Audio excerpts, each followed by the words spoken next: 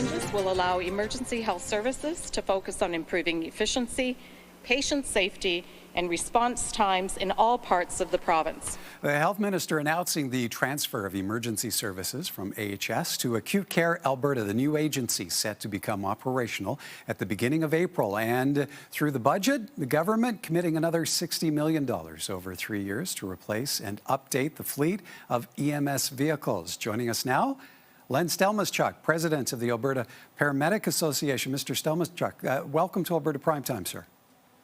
Thank you very much, Michael, and thank you for having me. Well, okay. Well, let's start on the $60 million over 3 years to replace ambulances, upgrade equipment. How far do you expect that funding to go in meeting needs across the province? Well, and before we start, I just wanted to make sure that people know that the Alberta Paramedic Association is a representative type body for paramedics across the entire province, and both urban and rural.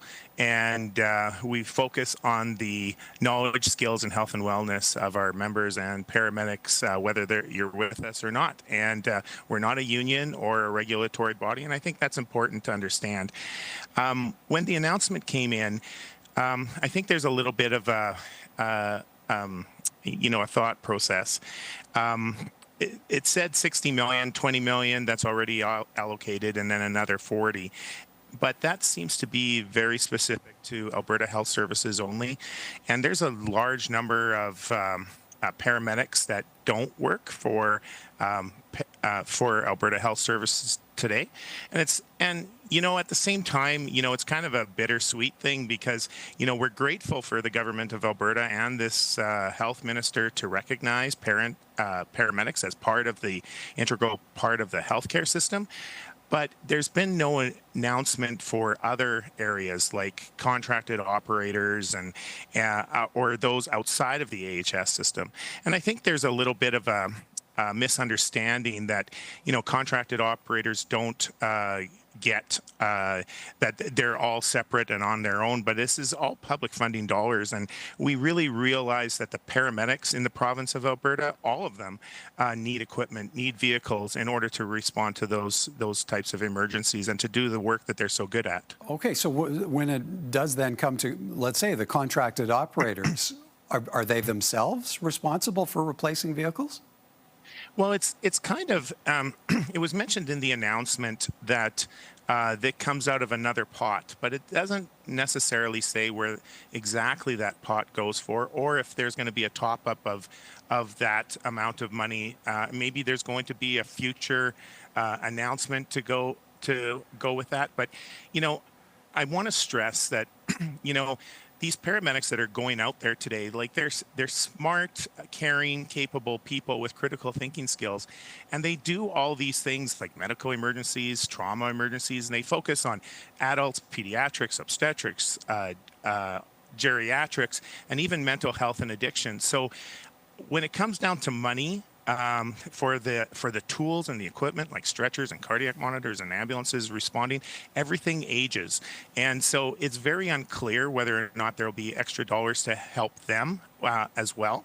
And I think that's an important piece that was missed in this announcement. Okay, and on that equipment side, maybe I could ask you this. In terms of manufacturers, where are a lot of the new ambulances, the new tools that they use, where's that sourced from? And could the trade war with the states throw in any kind of a wrench into that equation? Well, it is difficult to say. I'm not up to date on all my trade war type things, but ambulance manufacturers are coming out of Quebec, Demers, for example. There's Crestline in Saskatoon. All these ambulances, like the chassis, come from General Motors, for example, as one source. They're built out of aluminum, and so I don't know how that's going to change. I know Canada has a number of these products, and we produce a number of these products.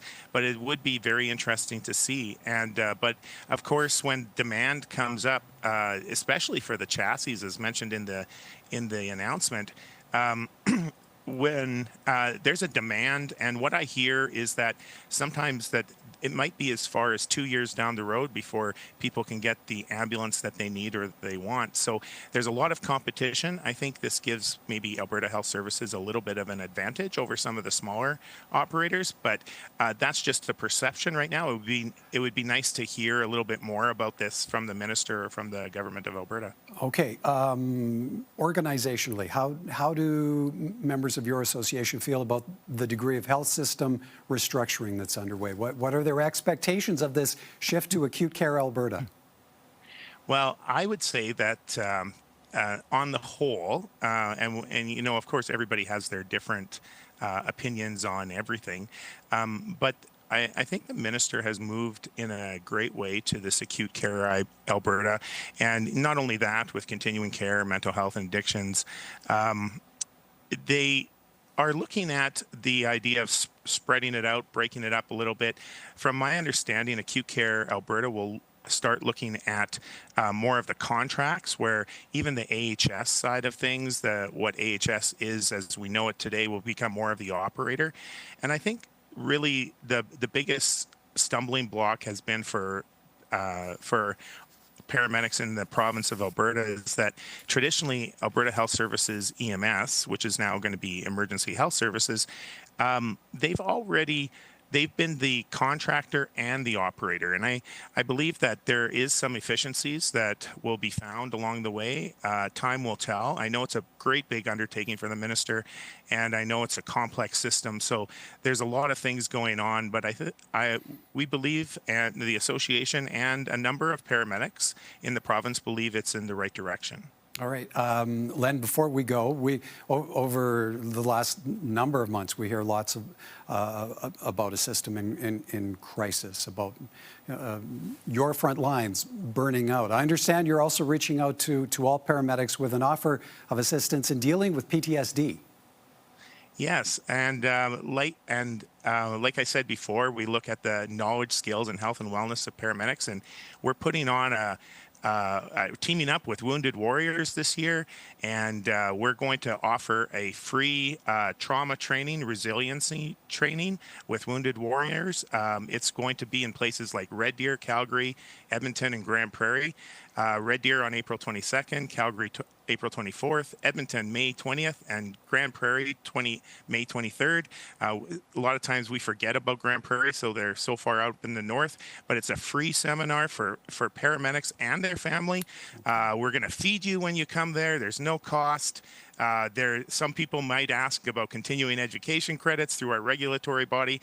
That's unknown at this point in time, but this is an opportunity to see people, meet people from all over the province, maybe make a new friend, and just get to know. And because the resiliency and trauma is not just the paramedic only, it's their family as well. And right. So that's why we're opening it up to both. Excellent. Okay, we'll have to leave it there for time. Appreciate your time this evening, Mr. Stelmaschuk. Thank you kindly. Thank you. Thank you very much, Michael. Len Stelmaschuk, President of the Alberta Paramedic Association.